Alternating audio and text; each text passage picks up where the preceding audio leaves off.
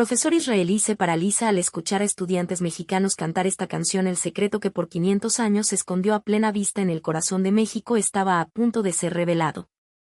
Era diciembre en la Ciudad de México, y el aire fresco de la mañana se colaba por los imponentes ventanales del auditorio de la Facultad de Música de la UNAM. En su interior, un silencio casi reverencial envolvía a los estudiantes que presentaban sus tesis finales.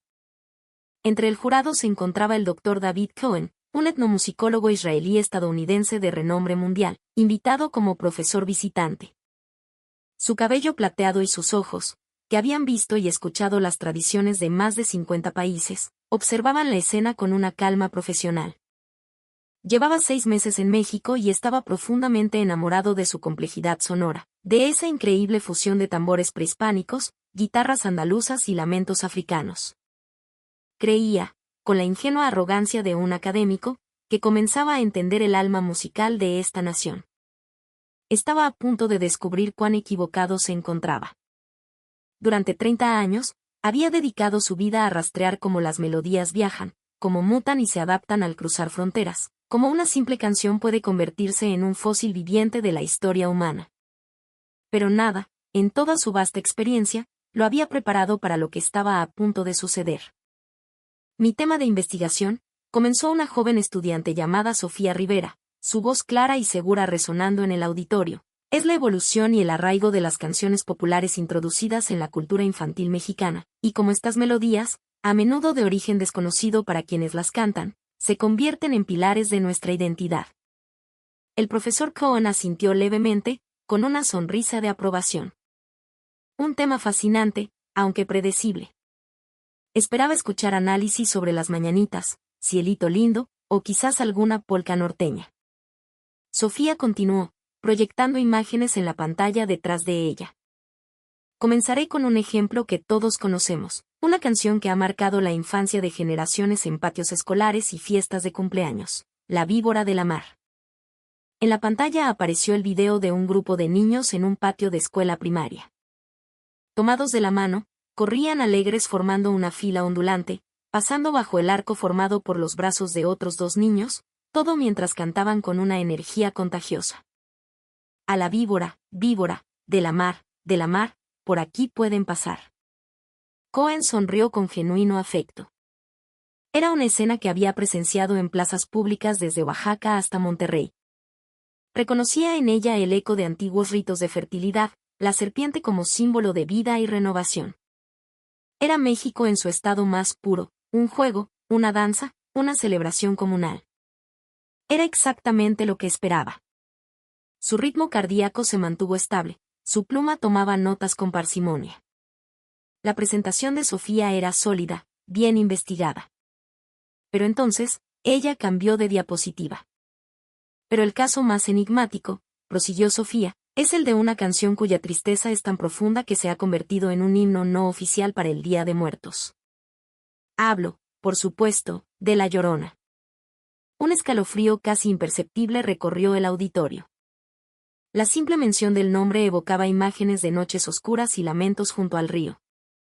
Sofía, con la intención de mostrar su universalidad, no proyectó un video, sino que reprodujo una versión instrumental, una grabación de guitarra y violín, pura y desgarradora. Y fue en ese instante cuando el mundo del profesor David Cohen se detuvo. La melodía comenzó, una cascada de notas melancólicas que llenaron el auditorio. Para todos los demás en la sala, era inconfundiblemente La Llorona. Pero Cohen no escuchaba eso. Su cerebro, entrenado durante décadas para diseccionar estructuras musicales, escalas y cadencias, estaba realizando un análisis frenético y aterrador. La pluma se le cayó de la mano, produciendo un sonido agudo al chocar contra el suelo de madera. Su rostro, antes sereno y bronceado por el sol de 1000 viajes, perdió todo su color, adquiriendo una palidez cerúlea, como la de un hombre que acaba de ver a un fantasma. Su respiración se detuvo en seco. Los estudiantes y profesores más cercanos notaron su cambio abrupto, el shock que contraía sus facciones.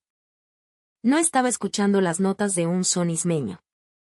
En su mente, la guitarra y el violín se desvanecieron, reemplazados por el eco de una voz ancestral, la de su propio abuelo en una pequeña sinagoga de Jerusalén, muchos años atrás. Su abuelo, un judío sefardí cuya familia había sido expulsada de España en 1492, a veces tarareaba fragmentos de melodías antiguas, cantos que se habían transmitido de generación en generación como un tesoro secreto. Y la melodía que ahora sonaba en el auditorio de la UNAM era una de ellas. Era la misma estructura melódica, la misma escala frigia con su característico segundo grado bemol, la misma cadencia descendente cargada de un dolor milenario. No podía ser. Era una oración. Un lamento por la pérdida de Sión, un canto de exilio y desesperación que sus antepasados habían entonado en secreto.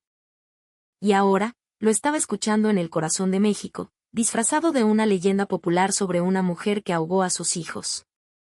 El aire se volvió denso y frío. El profesor se llevó una mano temblorosa a la boca, sus ojos fijos en la pantalla como si ésta pudiera ofrecerle una explicación a lo imposible. La música terminó, y el silencio que siguió fue roto por el murmululo confundido de los asistentes. Sofía, sin percatarse del drama que se desarrollaba en la primera fila, continuó su presentación. Lo interesante es que, aunque se asocia con Oaxaca, no existen registros claros sobre su origen exacto, lo que ha permitido que se convierta en un lienzo en blanco para la identidad mexicana. El profesor Cohen ya no podía contenerse. Se puso de pie bruscamente, haciendo que su silla chirriara contra el suelo. Todas las miradas se volvieron hacia él. Un momento, señorita Rivera, dijo, su voz un poco temblorosa, cargada de una urgencia que desconcertó a todos.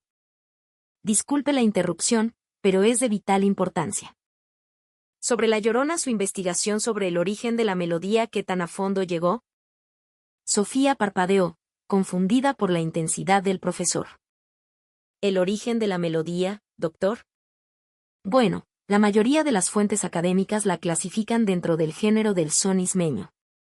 Se cree que es una mezcla de influencias indígenas zapotecas y formas musicales españolas que llegaron durante la colonia. La estructura armónica.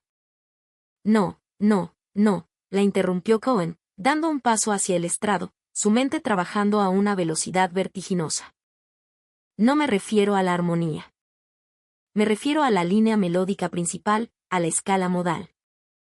Esa cadencia, ese intervalo de segunda aumentada entre el segundo y tercer grado, alguna de sus fuentes menciona una posible conexión con la música litúrgica sefardí. ¿Con los cantos de los judíos expulsados de España? Un silencio total se apoderó de la sala. La pregunta era tan específica, tan extraña, que nadie supo cómo reaccionar. Sofía lo miró con total perplejidad. ¿Música sefardí, profesor? No, nunca he leído nada al respecto. Se considera una creación puramente mexicana, del crisol cultural de la Nueva España. Cohen asintió lentamente, su mirada perdida en un punto lejano en el tiempo. Señorita Rivera, dijo, su voz ahora más calmada pero con un peso sobrecogedor, usted, sin saberlo, acaba de tropezar con uno de los secretos históricos y musicales más profundos que he encontrado en toda mi carrera. No es una coincidencia. Les prometo a todos los presentes, dijo, su mirada recorriendo el rostro de cada estudiante, que dedicaré cada minuto que me queda en este país a resolver este misterio. Averiguaré cómo una oración sagrada de mi pueblo viajó a través del océano, sobrevivió a la Inquisición y se transformó en una de las canciones más queridas de México. Juro que desenterraré la verdad. Al día siguiente, la oficina del profesor Cohen en la UNAM parecía el epicentro de un huracán intelectual. Montañas de libros se apilaban en cada superficie, volúmenes sobre el son mexicano, códices prehispánicos, crónicas de la conquista y, junto a ellos, gruesos tomos sobre música litúrgica judía y la historia de los sefardíes. En la pared, un mapa del mundo estaba cubierto de chinchetas de colores que marcaban las rutas de la diáspora musical, pero ahora Cohen solo tenía ojos para la línea que unía la península ibérica con el puerto de Veracruz. Se sentía un tonto. 30 años estudiando esto, murmuraba para sí mismo, ¿y nunca me di cuenta? Estuvo aquí todo el tiempo, cantado en cada fiesta, en cada plaza. Decidió empezar por los hechos, por la fría notación musical. En su escritorio, colocó 2 partituras una al lado de la otra. Una era una transcripción estándar de La Llorona, tal como se toca hoy en día.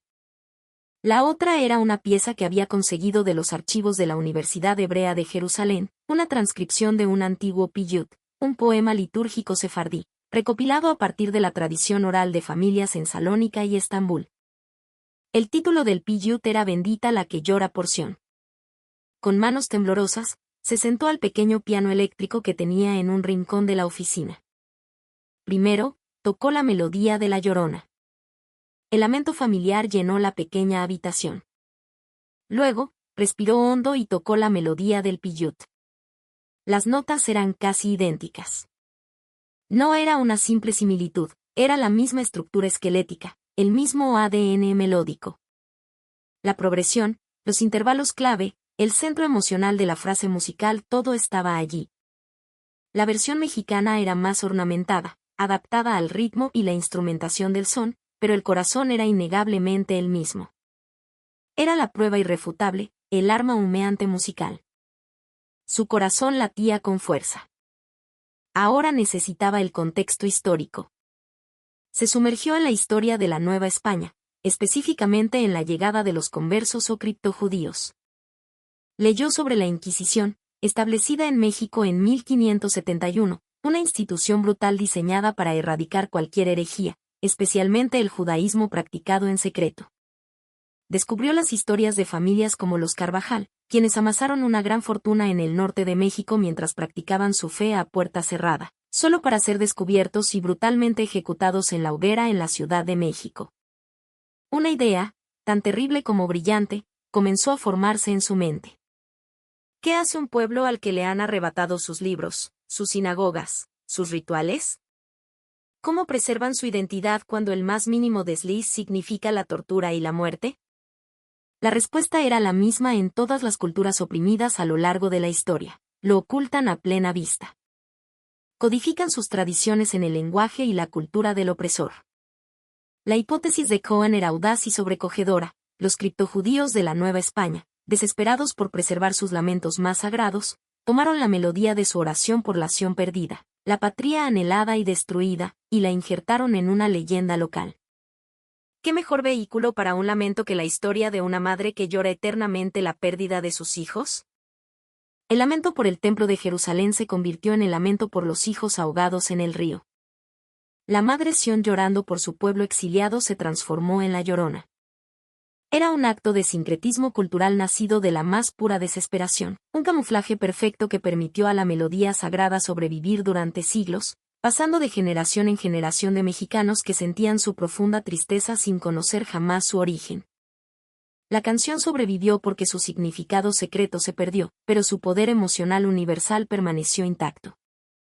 Una semana después, Cohen convocó a Sofía y a un pequeño grupo de sus estudiantes más avanzados a su oficina. El ambiente estaba cargado de expectación.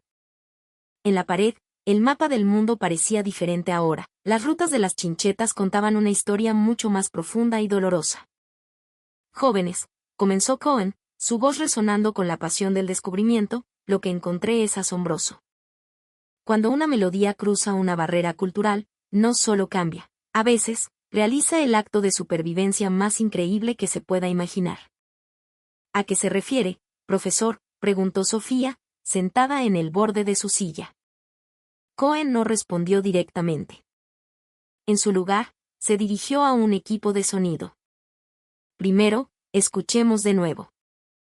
Esta es la versión de La Llorona que todos conocemos. Reprodujo la misma grabación instrumental de la presentación de Sofía. La melodía familiar, hermosa y triste, llenó la habitación. Los estudiantes escucharon con respeto. Cuando terminó, Cohen se acercó al piano eléctrico. Y ahora, dijo en voz baja, escuchen esto. Es un fragmento de un poema litúrgico sefardí del siglo XV, un lamento por la destrucción de Jerusalén. Sus dedos, ahora firmes y seguros, se posaron sobre las teclas. Tocó la melodía del piyut. El efecto en los estudiantes fue inmediato y profundo. Sus ojos se abrieron de par en par. Hubo jadeos ahogados. Un joven se inclinó hacia adelante, como si no pudiera creer lo que oía. Sofía se llevó una mano al pecho, su rostro una mezcla de shock y revelación. Era innegable. La misma alma, la misma estructura, el mismo dolor. En México, continuó Cohen, levantándose del piano, este fenómeno no es como un camaleón que cambia de color para esconderse. Es más como un injerto. Se tomó una rama de un árbol antiguo y moribundo, un lamento judío, y se injertó en el tronco de un árbol joven y fuerte, una leyenda mexicana. Y de esa unión nació algo completamente nuevo, algo que era a la vez mexicano y, sin saberlo, judío. Algo más fuerte y resiliente que sus partes originales. Les habló de la Inquisición, de los criptojudíos, de su teoría de la supervivencia a través del sincretismo. Proyectó en una pantalla mapas de la persecución y los autos de fe que tuvieron lugar a pocos kilómetros de donde estaban sentados. La historia de México, que ellos creían conocer, de repente adquirió una nueva capa de profundidad, una resonancia secreta y trágica. Esto significa, dijo Sofía, su voz apenas un susurro, que cada vez que cantamos La Llorona en el Día de Muertos para honrar a nuestros antepasados en realidad también estamos honrando a los suyos, profesor. Estamos cantando una oración por un pueblo que perdió su hogar hace más de 500 años. Cohen la miró, y por primera vez, sus ojos se llenaron de lágrimas. Exactamente, Sofía. Y esa es la verdadera magia de México. Este país no planeó hacerlo. No fue un acto de diplomacia musical o de tolerancia consciente. Fue un acto orgánico, inconsciente, de una profunda hospitalidad cultural. México no rechazó este lamento extranjero, lo abrazó, le dio un nuevo nombre, una nueva historia, y lo convirtió en uno de sus símbolos más profundos. Un recuerdo de dolor judío no fue borrado, sino que se le dio un nuevo hogar, y fue cantado durante siglos por un pueblo que no conocía su origen, pero que sentía en sus huesos su belleza y su infinita tristeza. El profesor se acercó a la ventana, observando el bullicio del campus universitario. Hoy, en algún lugar de México, en una fiesta, en una cantina, en la soledad de una cocina, alguien está cantando La Llorona. Y sin darse cuenta, está manteniendo viva la llama de una memoria de 500 años. Están conectando el dolor del exilio sefardí con la pérdida prehispánica y el anhelo mestizo. Eso no sucede en cualquier parte del mundo. Se volvió hacia sus estudiantes, cuyos rostros reflejaban un asombro que iba más allá de lo académico, un asombro que tocaba las fibras del orgullo nacional. He pasado 30 años viajando por el mundo, concluyó Cohen, su voz firme y llena de convicción, y he aprendido una cosa. Ningún lugar que yo conozca tiene la capacidad de México para tomar el dolor del mundo y convertirlo en arte, para transformar la tragedia en una fiesta. La cultura mexicana es un crisol tan poderoso que no solo mezcla, sino que redime. El hecho de que La Llorona, nuestra La Llorona, haya sido amada durante tantos siglos, es la prueba definitiva de la calidez, la complejidad y la increíble resiliencia del alma mexicana. ¿Y usted, ha cantado La Llorona alguna vez? ¿Ha sentido ese escalofrío, esa tristeza que parece venir de un lugar más allá del tiempo? Quizás, en ese preciso momento, sin que usted lo supiera, la puerta a uno de los secretos más profundos y conmovedores de la historia universal se estaba abriendo silenciosamente en su corazón. Si esta historia le ha dado una nueva perspectiva sobre algo que creía conocer, le invitamos a compartir sus recuerdos y sentimientos. Cada vez que esa melodía suene, recuerde que no es solo una canción, es un puente de 500 años, un monumento a la supervivencia, y un testimonio del extraordinario poder de la cultura mexicana para abrazar y hacer